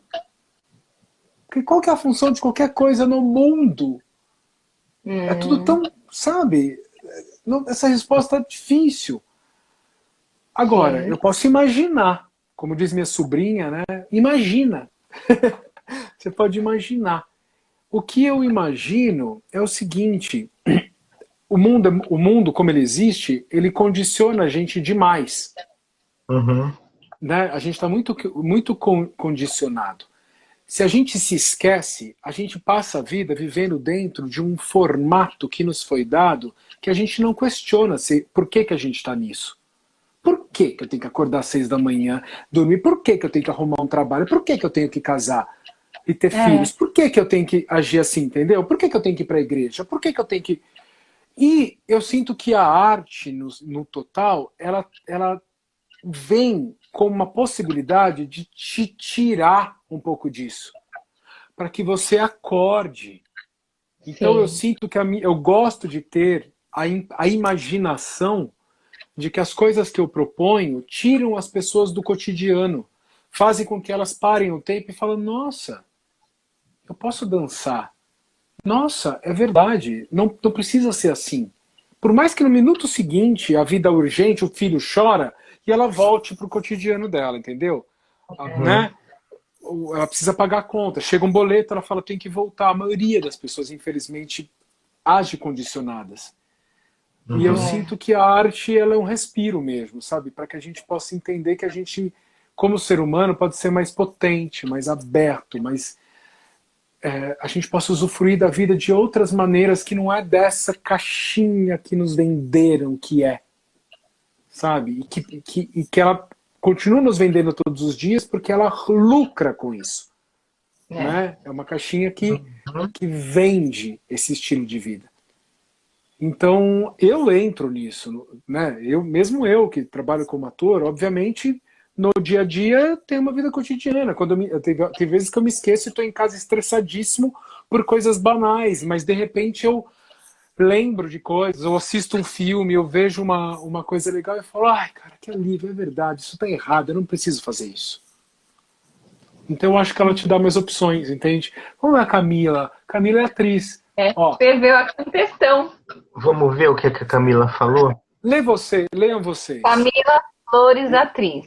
Interessantíssimo. Fico pensando em qual proporção a gente mantém tudo isso, sabe? Como artista mesmo, nessa complexidade de dar conta, a máquina do mundo realmente é forte pra cá. Ralho! Pra caralho. Pra caralho. Mas sabe, cara, Camila é... Ela não vai gostar falando palavrão. Ele completa. Não, a Camila é minha parceira. A Camila é minha parceira, a gente se conheceu na trajetória, né? A gente já estudou juntos, a gente nunca trabalhou juntos. E ela vive a mesma realidade do que eu, né? São pessoas com desejo de viver da arte, que tem que se sambar nos 30 e tal. E isso não é demérito de ninguém, não é falta de capacidade, não é falta de talento. É a vida, né? É o que a gente veio para viver nessa vida, assim, né? A gente continua tentando. Não tem replay, né? Essa constatação, né, de que a máquina é mais forte, como eu falei, como ela falou, não me tira o desejo, entendeu? De acreditar. Não me tira a vontade de fazer acontecer. Não me tira isso. Uma coisa é a constatação de que sim, a vida é um absurdo, né? O mundo é injusto, as coisas são difíceis. É uma constatação. Mas no micro, sim, a gente tem muita potência. No micro, sim, a gente tem muita coisa para resolver. A gente tem muita coisa que transformar. No micro, a gente transforma. A gente se transforma, transforma o outro, transforma o ambiente. Sim, sabe? Não é uma questão de ser egoísta. Sabe? Você olha o macro, vê como as coisas funcionam e toma uma decisão de como agir no micro. Essa é a nossa responsabilidade. A gente estava conversando disso, que a gente vive na verdade, é uma bolha, sim. Estamos dentro de uma bolha. É o que você falou. Tem um macro, mas aí você está onde? Naquela bolha. Exatamente, entendeu? E saber que você está numa bolha, e aí é que a gente volta no comecinho da pergunta, que é: tô numa bolha? Como que eu estouro a bolha? Isso. Entendeu? E por que... vamos lá. Minha mãe, meus pais, né, cresceram no interior, foram criados dentro de uma cultura católica, religiosa, na medida leve, mas religiosa. Nasceram, cresceram para trabalhar, casar, ter os filhos. Essa é a história deles. Eu cresci dessa mesma maneira, né? Meus pais me educaram da mesma maneira, positivamente, a maneira deles. Eu tinha um mundo interessante, eu tinha um mundo. Por eu ter me interessado por arte, Já desviou. começou a abrir. Você entendeu? Eu percebi que eu podia fazer outras coisas. Então, eu fui quebrando as bolhas. Por mais que eu quebre uma bolha e caia em outra, que a gente quebra uma bolha e cai em outra. E continua. Isso é maravilhoso para mim, porque hoje eu não poderia estar conversando com vocês aqui, não podia estar emitindo essas opiniões se eu não tivesse, através da arte, conseguido chegar mais longe, porque você sempre cai numa bolha. Sempre cai numa bolha. Sabe? E eu sinto que a arte, ela te provoca a abrir bolhas e não ter medo disso. Porque você não perde a sua essência, sabe? O que eu sinto que, infelizmente, as instituições religiosas fazem o contrário. A arte, ela quer que você estoure para que você tenha autonomia, para que você enxergue, faça suas escolhas, sabe? Não é para te degenerar, não é para não sei o quê, é para fazer você enxergar, né, a realidade, entendeu? A vida, as possibilidades. Eu sinto que a religião, eu sinto muito, porque a maioria delas confina, enfia bolhas. Sim. Enfia as pessoas em bolhas. Mas é pra levar que todos pensem iguaizinhos assim, né? Igual cavalo. Por né? mais que faça bem. Por mais que faça bem. Eu acho que eu falo pra eles, tudo na medida, né? Excesso em nada. Qualquer coisa. E religião principalmente. Porque faz bem, eu entendo. Sim, porque eu falo pra eles, tem hora que você tem que se agarrar alguma coisa assim. E assim, não dá um desespero. Mas se a gente for pensar, né? Aí de você, se você for diferente. E se a gente pensa dentro da religião, se você fala a palavra fé, a força que ela tem só na sonoridade, no léxico dela, fé, já muda, né? Eu tava falando outro dia com a minha mãe. Ela tava meio mal, eu falei ânimo. Falar ânimo, se você tá cabisbaixo, é uma coisa que, pelo menos pra mim, e pra ela fez algum sentido. Sabe quando você respira e melhora? Né? Tem uma mensagem aqui do Eduardo Caetano falando o seguinte, olha só. Nossos pais, aos 35 anos, já sabiam como seria o resto da vida deles. É isso. É isso. E ele complementa. A gente não faz a menor ideia. Exatamente. A gente não faz a menor ideia. Você planeja, daqui a 5 anos, como é que você vai estar, Fabrício? Você tem uma ideia de como você vai estar? Muitas incógnitas, muitas interrogações, né? Olha, não dá para saber, né? Mas claro que a gente planeja, né? Tem planejamento, né? É necessário que haja planejamento, assim, que seja curto, médio, longo prazo, mas é necessário, entendeu? Para mim é necessário. Quando eu digo que é necessário, para mim é necessário. Nesse mundo onde a gente está enfiado, né? Que a gente existe, ele exige planejamento, entendeu? Porque ele te engole. Senão ele te derruba. Existe uma maneira de você não ter planejamento, mas você tem que criar um outro estilo de vida inserido num outro contexto. No contexto em que eu estou inserido, aqui, porque é onde eu quero transformar o micro, entendeu? Porque, claro, eu posso ir lá para os cafundós, aonde, no meio de sei da onde, para viver mais em paz e não estar com tudo isso. E, claro, também vou transformar lá, mas eu tenho interesse em transformar esse caos que nós estamos. E me entender como pessoa e me superar como pessoa nesse caos. Então, nesse caos, você precisa se planejar.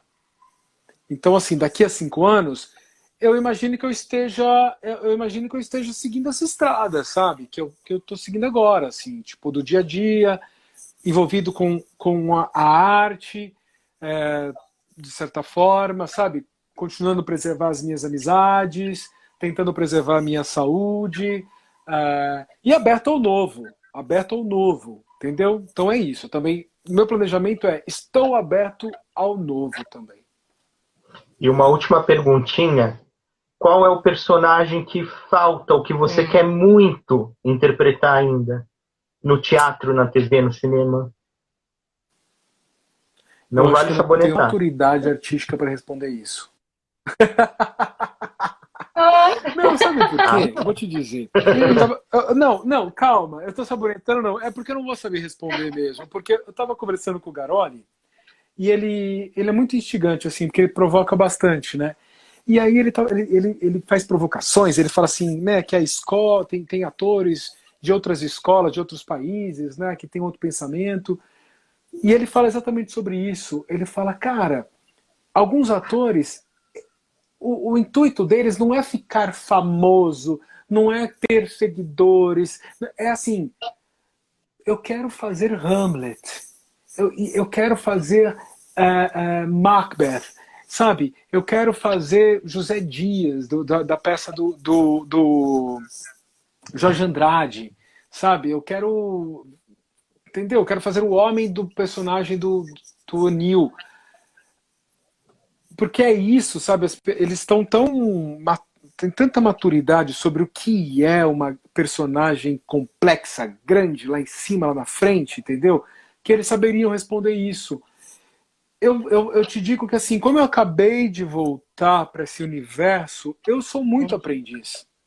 Eu tô muito aquém, sabe, assim, de conhecer toda a magnitude, assim, do universo teatral para poder te dizer qual o personagem. Mas para não sabonetar, nesse processo do Jorge Andrade, que eu estou estudando o Jorge Andrade, né, a literatura do Jorge Andrade, Uhum. eu li o Sumidouro, que é uma peça dele, e tem o personagem que é o do Fernão Dias. Fernão Dias mesmo, o Bandeirante. E eu no final falei pro Garolho, eu falei, esse é um personagem que quando eu tiver a idade para fazê-lo, eu quero fazê-lo. Então, esse é um personagem que tá na minha lista. Pronto. Você jogou pro universo, agora é esperar, né? Fabrício, você não tem ideia de quanto a gente tá feliz de ter você. e foi muito legal. Passou Né? rapidinho. Que tava aquela coisa assim, nossa, como é que vai ser? A gente Foi tava super com Nem medo. esperava nada desse... Né, ô Mari, você pensou assim, né? Nem esperou nada desse cara aí, né? Até que foi legal. Não, estávamos com vergonha mesmo. A gente mesmo. tava morrendo de vergonha. A gente tava com medo. Ai, gente. Pra gente é uma coisa muito grande. E eu não sei se é por ter te conhecido no palco e por te ver ali tão grande, você fica imenso em cena. É uma coisa meio que inatingível, sabe, cara? E a gente tá falando contigo é uma coisa tão significativa e tão representativa pra gente, porque a gente te admira tanto e gosta tanto, tanto de você, e fica tão honrado dessa conversa. E não é uma conversa fútil, não é uma conversa que vai levar as outras pessoas a pensar em outras coisas. Isso é lindo, é lindo. Obrigado, de verdade. Ô, gente, obrigado mesmo. Muito obrigado. Eu não sei, nem tenho o que te dizer, porque eu sinto gratidão pelo carinho que vocês me dão e pelo espaço que vocês têm me dado, sabe? Para mim é uma surpresa, eu agradeço e aproveito e contem comigo, assim, porque fico muito feliz, assim, de estar aqui, bater esse papo com vocês. Para mim é uma grande oportunidade, de verdade. Obrigadão. Foi demais mesmo. E vamos esperar um dia a gente se encontrar, né? Após um teatro, principalmente. De preferência. Ai, logo. Logo, vem vacina. A gente não aguenta mais ficar nesse litoral aqui, ai. E quando tiver coisas para divulgar, sabe? Né? Escreve, manda. A gente faz o quê? Já tem 2 entrevistas. Isso você pode ter certeza. Isso você pode ter certeza. Tá obrigado, bom, gente. Muito obrigada a você. Boa noite, obrigado pessoal que assistiu. Todos participaram. Dona Emília, Eduardo, Reinaldo, até agora, arquiteto Lázaro. Maria Fernanda entrou, você viu? Que chique, Maria Fernanda Fernandes. A Maria Fernanda fez um programa meu, vocês sabiam disso? Não. eu criei um programa chamado Cine Rooftop. E foi um programa que eu idealizei, e aí eu juntei com mais 2 amigos, a Camila e o Felipe Janowski, e a gente conseguiu vender esse programa para Paramount Channel. E era um programa que acontecia no rooftop do MAC, do Museu de Arte Contemporânea, na frente do Ibirapuera, e era uma sala de estar no rooftop ao ar livre, com uma tela de cinema, e a Maria Fernanda Cândido, o Dan Stubach e o André Frateschi eram os apresentadores. Então eles recebiam convidados e conversavam sobre cinema. E lá que eu conheci a Maria Fernanda, porque eu estava dirigindo o conteúdo do programa, e aí a gente se conheceu lá, assim, então um carinho que ela tenha aparecido aqui. Tem esse programa deve estar na internet, quem quiser ver, chama Cine Rooftop, uma delícia, foram 3 episódios, cada episódio falava sobre um tema, e aí a gente ilustrava esse tema e provocava perguntas sobre esse tema, abordando cenas de filmes. Nossa, legal. Mais coisas pra gente assistir. Então no YouTube. Eu acho que já divulgou. Eu acho também que chegou algum release de coisa dela. Da própria Paramount. Isso há um tempo. Isso, reprisaram muito. Eu acho que a gente publicou alguma coisa. É isso aí. Fabricião, É isso, gente. qual é a palavra que você sempre fala mesmo? Avante. Avante. Muito obrigada. Obrigado, querido. Valeu demais. Boa noite, até a próxima, né? Quando a gente alugar de novo, que foi um aluguel, né? Nem pagamos. Obrigado, tchau. gente. Tchau. Tchau. Tchau, boa noite.